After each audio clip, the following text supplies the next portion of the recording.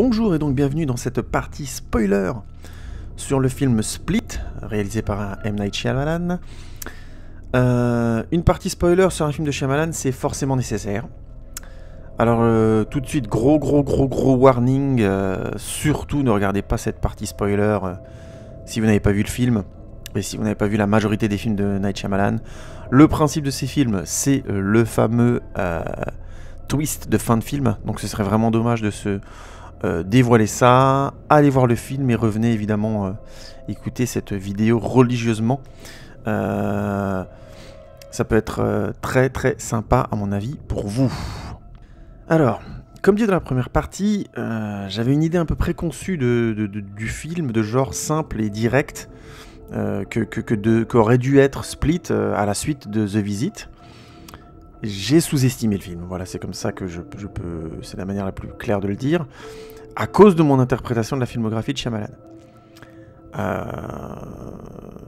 Comme je l'ai dit avant, il a eu donc des gros succès, puis des films qui ont divisé le public et la critique, donc à partir de La Jeune Fille de l'eau, surtout, et juste après, il a eu des films qui pour des raisons subtiles, n'ont pas fonctionné, et qui ont déçu le public, comme Phénomène. Avant vraiment d'avoir la perte de confiance des studios, bon ça c'était avant Phénomène, hein, donc c'était déjà sur la Jeune Fille de l'eau, pardon, sur la Jeune Fille de l'eau, et notamment ça brouille avec une brouille assez connue avec Disney. Il y a carrément eu un livre qui a été rédigé par un auteur, je sais plus, un titre assez long, du genre Le mec qui murmurait à l'oreille des histoires, enfin je dis n'importe quoi, mais un titre de ce genre-là, et il racontait assez ouvertement sa brouille avec Disney, le fait qu'il n'aimait plus ce type de production, bref. Et puis il enchaînait avec des films moyens comme After Earth, et voire carrément mauvais comme The Last Airbender. Et donc il est revenu avec ces petits films de genre, comme j'expliquais là dans la première partie, comme The Visit, avec un budget plus restreint et sans acteurs connus, mais pour une réussite vraiment critique et publique incontestable, hein. C'est un film efficace, tendu et touchant, comme je le disais dans la première partie. Et du coup, j'ai l'impression que Split serait un petit thriller efficace du même type. Et du coup, j'ai pas regardé les bandes annonces ou les teasers avant de découvrir le film au cinéma. En fait, j'ai vu juste une petite bande annonce, un tout petit teaser, un des tout premiers, et je l'ai même pas regardé en entier.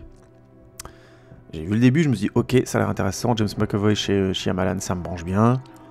J'aime bien ce qu'il propose dans X-Men, donc je serais curieux de voir ce que ça va donner, et de toute façon, je fais confiance à Shyamalan. Et en fait, j'ai eu tort d'aborder le film comme ça, parce que, non pas en ayant confiance en Shyamalan, mais en partant sur le principe que c'était un film de genre simple, parce que c'est un film qui a une très forte symbolique, on va dire comme d'habitude chez Shyamalan, mais encore plus quand on découvre, à la toute fin du film, et là malheureusement si vous n'avez pas vu le film avant, tant pis pour vous, je vous aurais prévenu, que Split est en fait une suite à Unbreakable, donc Incassable. La séquence de fin, en ce sens-là, elle a été vraiment bizarre pour moi, parce que, connaissant la musique de Incassable par cœur, c'est un de mes films favoris, c'est une musique que j'ai écoutée en boucle, qui m'arrive encore d'écouter aujourd'hui, j'ai reconnu, tout de suite, dès qu'elle a commencé, j'ai reconnu les notes, quoi. Je me suis tout dit, hop, c'est la musique d'Incassable, et du coup j'étais incrédule, je me disais, non, c'est pas possible. Après je me disais, mais une fois que j'étais sûr que c'était la musique d'Incassable, je me disais, mais pourquoi faire ? J'ai commencé à me dire même, mais c'est paresseux comme choix, franchement. Et du coup, quand arrive le fameux propos de ces deux jeunes filles qui discutent, et il y en a une qui dit comment ils ont appelé le gars qui avait détruit qui avait fait des attentats et tout ça, et qu'il y a donc le fameux terme de l'homme qui casse en français, mais Mr. Glass, ce qui fonctionne quand même beaucoup mieux dans la version, et que donc du coup après ce propos-là, j'ai compris qu'on allait avoir David Dunn à l'écran, c'était juste impossible autrement. J'étais vraiment désarçonné. Ma première réaction, c'était d'être déçu, du genre, mais qu'est-ce que ça fout là, en fait ? J'étais un peu, je trouve que c'est rajouté. Et puis, j'ai dû admettre que j'avais sous-estimé ce film, vraiment. Parce que, en fait, le film est parsemé, à mon sens, d'indices de la relation entre l'univers d'Incassable et l'univers de Split. L'un des indices forts, c'est que les propos de la psychiatre, elle a un argument sur les multipersonnalités comme potentiel d'ouverture vers une nouvelle puissance du corps, une nouvelle état du corps. Et au départ, c'est assez ridicule ou très peu probable, entre guillemets, comme idée.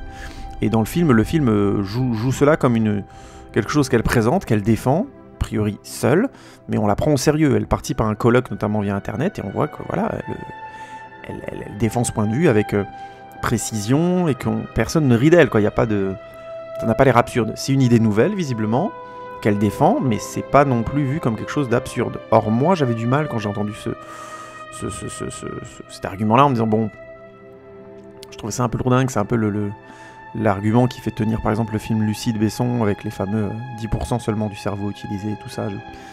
Je suis assez sceptique, même si je peux les admettre comme incitation à faire une histoire et un film, il n'y a pas de problème, ça me branche même.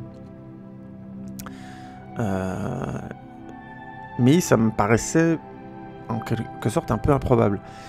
Et en fait, ce qui est marrant, c'est que ça m'a paru improbable ce propos dans le film, alors que les propos de Elijah dans Incassable, où en fait il évoque le spectrum où il se situe dans l'humanité, c'est-à-dire lui à un bout de la chaîne qui casserait, qui serait plus malade, et qui donc à cause de la maladie des os de verre serait littéralement un humain affaibli. De l'autre côté du spectre, il y aurait quelqu'un qui justement aurait la capacité de beaucoup moins briser, voire pas du tout. Et cet argument m'avait paru très intéressant et cohérent dans Incassable, paradoxalement. Du coup, et sachant qu'il n'est pas meilleur cet argument que celui de la psy dans Split, celui dont je viens de vous parler, je pense que l'état d'esprit du spectateur joue quand même beaucoup sur l'appréhension d'un film. Parce que là, c'est le même type d'argument avec le même type de développement. Et dans un film, ça m'a dérangé, dans un autre, pas. Donc voilà, je pense que j'étais pas vraiment dans l'état d'esprit pour recevoir visiblement ce film, je pense. En tout cas, l'idée de la psy, en parallèle du fait que cette idée est dans l'univers d'Incassable, me semble encore plus tenir debout que dans le film déjà. Parce que je la trouvais un peu ridicule et peu probable, mais pas invraisemblable non plus comme idée scientifique. Et le fait que je puisse mettre cette idée dans l'univers d'Incassable et dans l'univers où il y a le même propos, des propos similaires qui ont été tenus notamment par Elijah, moi, m'a donné encore plus de crédibilité, de vraisemblance une fois le film terminé. Je n'ai pas revu Split, j'espère le revoir, parce que maintenant j'ai envie de faire des relations, j'ai envie de voir vraiment les liens entre les deux films, et j'ai envie de constater si j'ai vraiment perçu le film comme il doit être perçu, ou si j'étais un peu trop orienté dans mes attentes. Ça me paraît pas incroyable de penser que si d'un côté il y a Elijah qui a tenu ses propos et qu'il y aurait donc eu David Dunn, il y aurait donc en fait David Dunn avec cette force exceptionnelle, cette capacité à être incassable, qui est au service entre guillemets de la protection des gens. Je vois pas pourquoi il n'y aurait pas dans ce même monde, de l'autre côté du spectrum, Kevin Crumble qui serait une force au service de la destruction des gens. Ensuite, il y a les propos de Elijah et la psy qui sont vraiment croisés entre les deux films. Ils parlent tous les deux du pouvoir du corps, de son potentiel inexploité, par manque de croyance en ce potentiel ou parce qu'on en a juste fait des exagérations. Dans les films, elle évoque pas de film dans Split, mais on peut facilement le penser. Et dans le cas de Incassable, c'était un peu plus frontal. Elijah évoquait les comic books avec le fait que, par exemple, les pouvoirs psychiques étaient simplement une exagération de quelque chose d'aussi simple que l'intuition. Là encore, on trouve vraiment des propos croisés entre Elijah et la psy. Sur un autre point, il y a vraiment quelque chose de l'ordre du miroir inversé entre les deux films. La relation entre David et Elijah et celle entre Kevin et Karen, donc la psy, sont vraiment des relations en miroir inversé, parce que d'un côté, Elijah veut révéler ce qu'est David pour avoir son adversaire, qui validerait sa raison d'exister, et de l'autre, Karen veut aider Kevin à vivre avec lui-même, et en même temps prouver que le travail de toute sa vie est valable, véritable en quelque sorte. parce que son travail est plus ou moins reconnu, mais il reste marginal, tout comme le film le fait sentir, puisque c'est lui seul, il y a quelque chose comme ça de l'ordre de tout pour son travail, tout pour sa passion, parce qu'elle veut prouver que ce qu'elle a imaginé, a pensé est vrai et fonctionne. Et elle veut du coup aider cette multiplicité de personnalités exceptionnelles à se révéler. C'est-à-dire dans les deux cas, on a quelqu'un qui veut aider quelqu'un d'autre à se révéler. Pour des raisons très différentes et très finement amenées, je trouve. On peut pas dire que les deux films soient sur les mêmes rails émotionnels, mais il y a ce désir dans les deux cas de vraiment aider quelqu'un à se développer. Alors après j'ai plus des éléments hors film, encore une fois il faudrait que je revoie Split. Mais par exemple, l'affiche du film de Split, c'est un visage brisé comme une vitre qu'on aurait cassée. Évidemment, ça renvoie à l'affiche aussi d'Incassable avec les bouts de vitre cassés.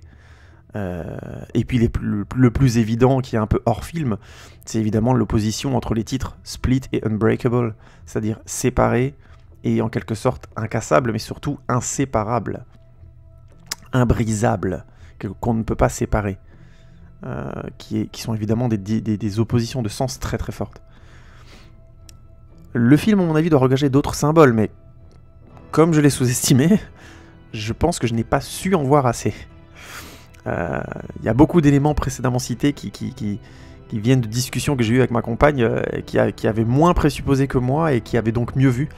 Donc c'est elle qui m'a donné quelques idées, notamment sur ce qu'est le film. Comme c'est la partie spoiler, je vais me permettre d'aller un peu plus loin encore. Je pourrais m'arrêter là, parce que j'ai déjà pas mal parlé de ce film, mais bon, vu que personnellement, j'apprécie beaucoup cet effet, cette fin, je vais continuer un petit peu. Le film mérite d'être revu, selon moi. Vraiment, il mérite d'être revu. Ce serait vraiment dommage de s'arrêter à une seule vision de Split, parce que l'attachement, le lien, entre guillemets, à Incassable, le rend encore plus dense, à mon avis. Et comme souvent chez Shyamalan, revoir le film après un twist, ça révèle beaucoup de choses sur le film, puisqu'on s'attend rarement au twist. Mais surtout, là maintenant, il y a encore une autre couche de lecture qui est vraiment passionnante. Hein.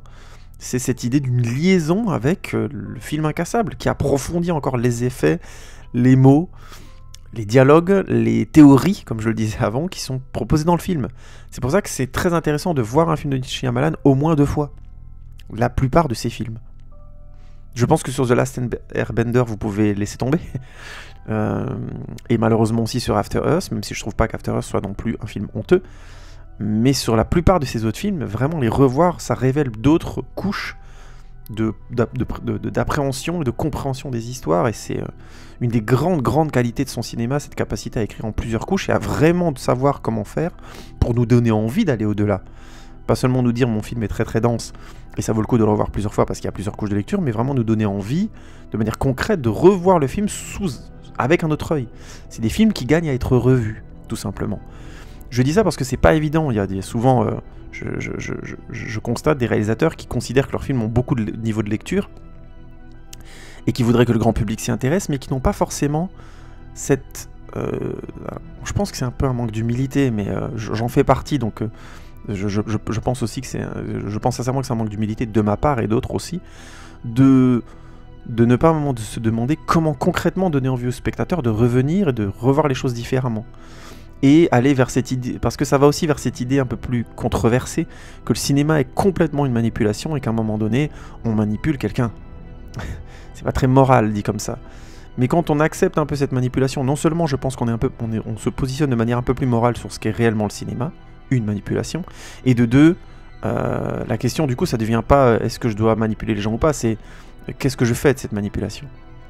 Et Shyamalan il a fait son jeu depuis longtemps, il nous pousse à croire un certain angle, à nous amener à voir ces histoires sous un certain angle, pour nous amener à en voir un tout autre lors d'une deuxième vision du film.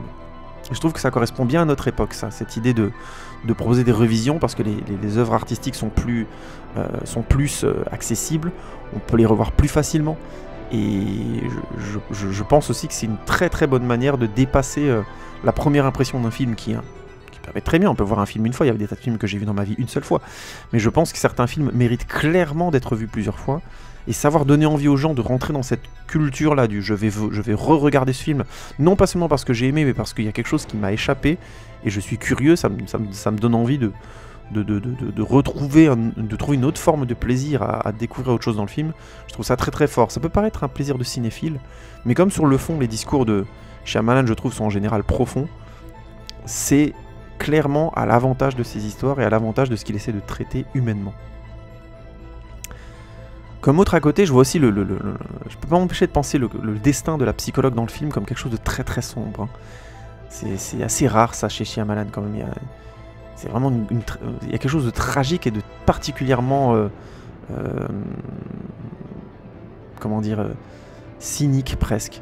Elle est tuée dans une scène vraiment freudienne au possible, hein, ce fameux câlin presque sexuel où elle se fait écraser, serrée dans les bras, écrasée au niveau du ventre, hein, donc avec évidemment tout le système reproducteur. Il y a vraiment quelque chose de freudien pour moi dans cette séquence.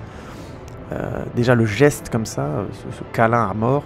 Ensuite elle est tuée par une personne qu'elle aime, hein, pile au moment où elle découvre que sa théorie sur le potentiel du corps est absolument vraie. Donc il y a quelque chose de particulièrement ironique, sadique avec elle. Le film est vraiment sadique avec elle pour le coup, puisqu'elle met ses fameux coups de couteau, la lame se casse sur le corps du gars, et là elle a vraiment un regard du genre j'avais raison, mais c'est horrible d'avoir raison à ce point-là, quoi. Là, elle aurait préféré avoir tort, évidemment.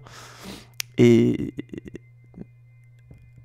à chaque personnalité, il y a aussi ce sens qui me fait penser qu'elle a dit, à force de dire à chaque personnalité de Kevin qu'elles étaient exceptionnelles, elle a en fait alimenté la bête aussi. Et ce qui est étrange, c'est qu'elle a alimenté la bête par amour. Il y a quelque chose là je trouve, de particulièrement horrible. Tout à fait pensable, hein. C'est pas, quand je dis étrange, c'est surprenant. Parce que je pense pas que le film se donne la solution à cet endroit-là avant cette fameuse scène. Et le fait qu'elle se fasse tuer pose vraiment cette question. On peut alimenter des monstres par amour. Je trouve ça particulièrement juste aussi. Mais malgré tout, dans le film, il y a vraiment un constat sombre. C'est sa seule erreur, en quelque sorte. Enfin, je vais être clair. C'est un constat sombre parce que sa seule erreur, elle n'est pas citée par le film directement pour justifier une fin aussi noire, mais il y a une idée psychanalytique forte que c'est très dangereux voire interdit de faire de ses patients un membre de sa famille. C'est-à-dire, il y a tout un passage sur elle, à mon avis, dans la vie de la psy, qui n'a pour but que de nous affirmer ça une bonne fois pour toutes. C'est-à-dire, elle a choisi de ne pas avoir de famille, de faire de ses patients sa famille, ce qui peut créer des troubles émotionnels beaucoup trop grands, et c'est pour ça que c'est quasiment interdit de faire ça entre le psychologue et ses patients. Et du coup, ce qui arrive dans le film est une sorte de réponse à ça. Hein. Avec un genre on ne peut pas soigner quelqu'un avec ce genre de rapport. On va l'aider à s'alimenter et à rester tel qu'il est. Et c'est ce qui se passe exactement. Il avait déjà le monstre, il était déjà quelque part dangereux, et elle l'a alimenté en lui donnant une place familiale. Plus qu'une place, on va dire, de médecin à patient, parce qu'au final, elle a quand même ce rapport avec lui. J'ajouterais juste qu'il y a toujours eu de la cruauté dans les films de Shyamalan, hein, que ce soit dans The Village où il y a le fameux enterrement d'un enfant, quoi, donc c'est terrible, la mort de l'épouse dans Signe, il y a toujours des choses très cruelles comme ça. Mais depuis The Visit, et dans Split, je trouve aussi la mort est beaucoup plus froide et sèche. C'est cruel, mais c'est beaucoup plus sec. Je vous dis pas pourquoi dans The Visit, hein, je pense que c'est un film qui est trop récent, ce serait dommage de spoiler, mais il y a quelque chose comme ça de très, très froid qui ressemblait pas moins à son cinéma, je trouve.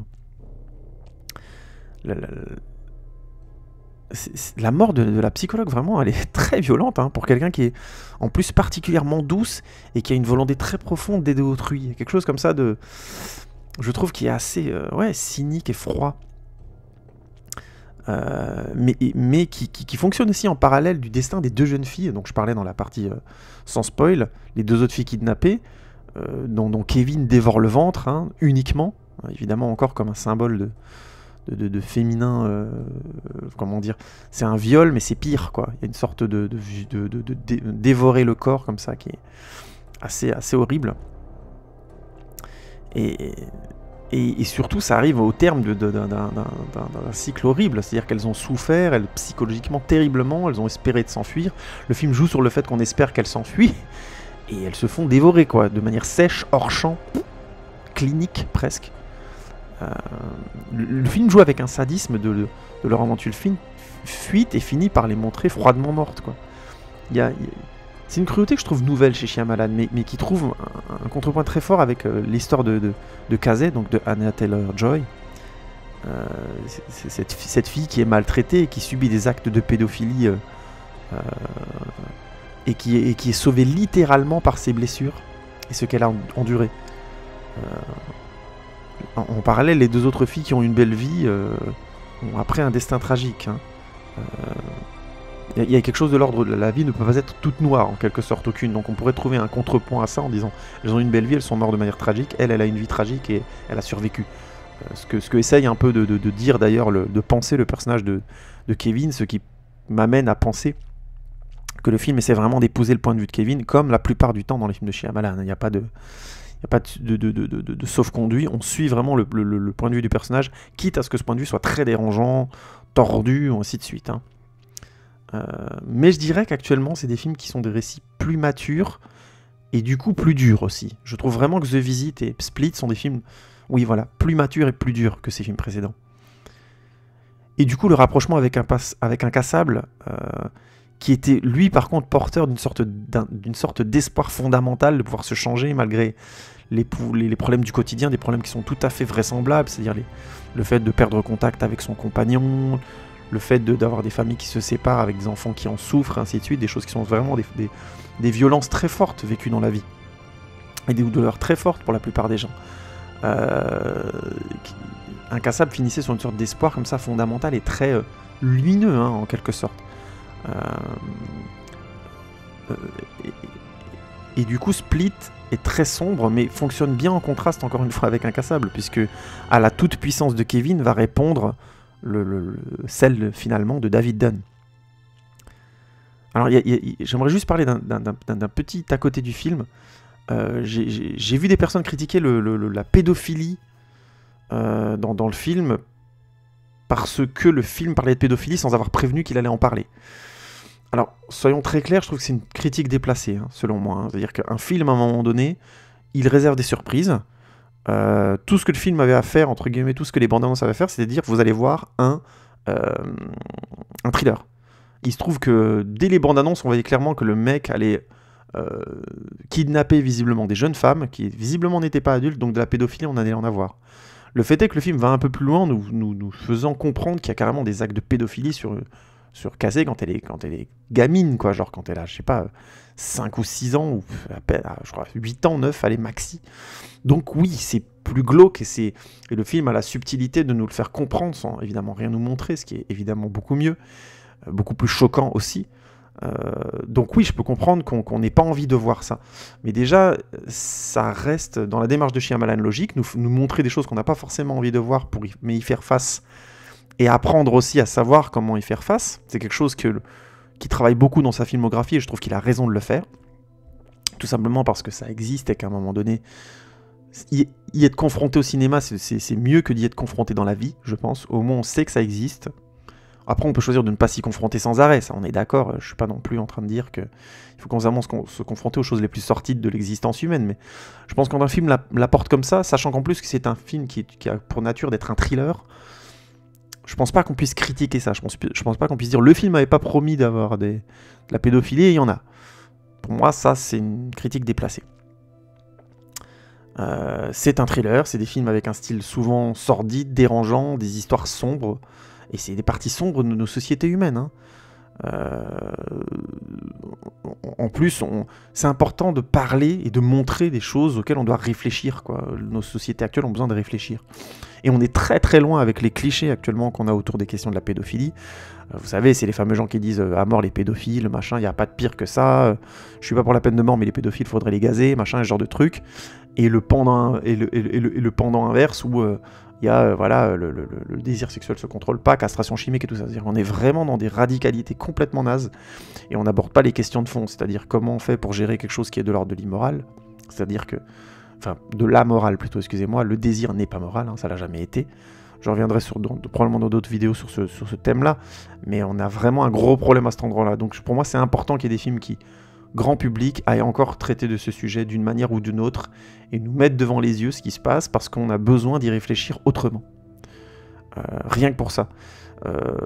Quand je disais qu'on doit parler des sujets qui fâchent, j'ai juste une anecdote en tête qui me revient, c'est sur le film Samaria de Kim Ki-duk. Je ferai probablement un avoir sur ce film, c'est un film formidable. Pendant le making-of, on voit à un moment donné Kim Ki-duk, l'actrice, une des deux actrices principales, qui vraiment est en larmes, elle est très choquée. Et Kim Ki-duk va la voir et elle lui dit, oui, il demande pourquoi tu pleures, qu'est-ce qui va pas? Elle lui dit, bah écoute, c'est ton histoire, elle est terrible, ce qui arrive à ces deux filles, franchement, c'est horrible et tout. Il lui dit, écoute, mais c'est pas si grave et tout, c'est un film et tout. Il lui dit, oui, mais pourquoi il faut qu'on raconte une histoire pareille? Et lui, il lui dit, il faut absolument raconter cette histoire-là. Il est raide face à elle, il la motive en lui disant, les sujets les plus difficiles, c'est ceux qu'il faut raconter. Il faut raconter ces histoires parce qu'elles ont un fond de vrai, elles sont vraisemblables, ça arrive à des gens. Et à un moment donné, l'art a aussi véhicule et importance à faire parler des choses qui dérangent, qui grattent. Et je pense qu'il a absolument raison. C'est un passage très beau du making-of de Samaria. Si vous n'avez jamais vu Samaria, je crois que c'est Samaritan Girl, la version américaine, et dans le reste du monde, il a été vendu sous le titre de Samaria. Alors je vous préviens tout de suite, c'est très noir, c'est très glauque. Il y a aussi un fond de pédophilie, donc c'est pas facile du tout. Mais c'est un film formidable. J'y reviendrai de toute façon dans un à voir, mais si vous avez l'occasion de le voir, n'hésitez pas. Un autre à côté, j'ai vu un article du site Slate qui évoquait une relation entre qui évoquait Split sous l'angle d'un premier film, on va dire anti-Trump. Alors, oui, d'une certaine manière, puisque l'angle de l'article est intéressant,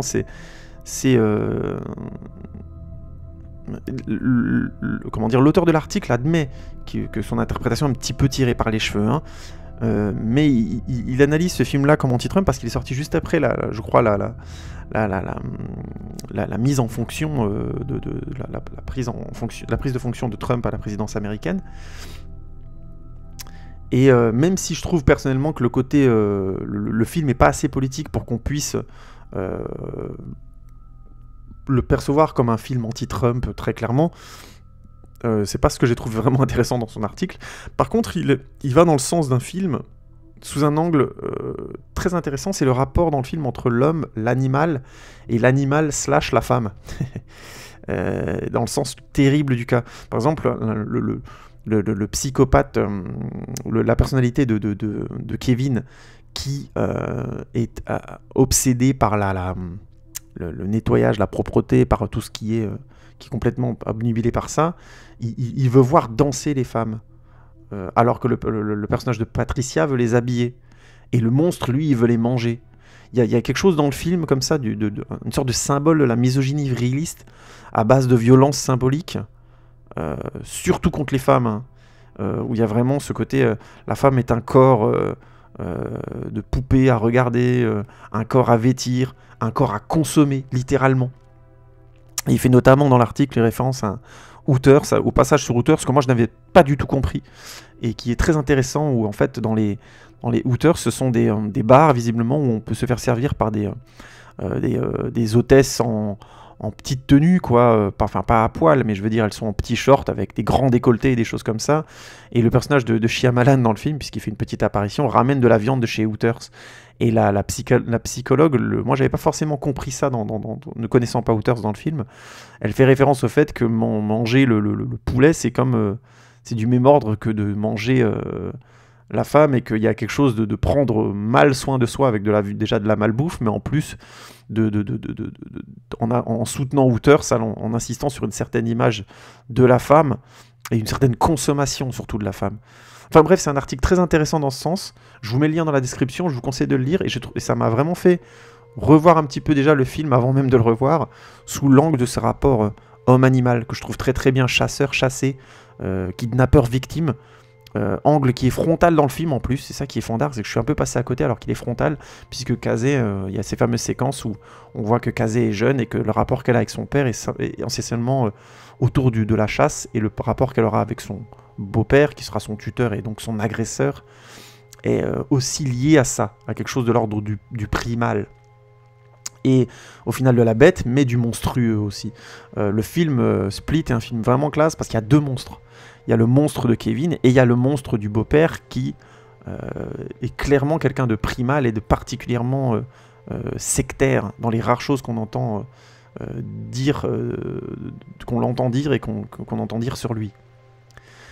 Alors, je vais faire un petit bilan dans cette partie spoiler, parce que tout simplement, il y a des choses que je ne pouvais pas dire dans la version sans spoil, évidemment, mes chers amis qui avaient vu le film.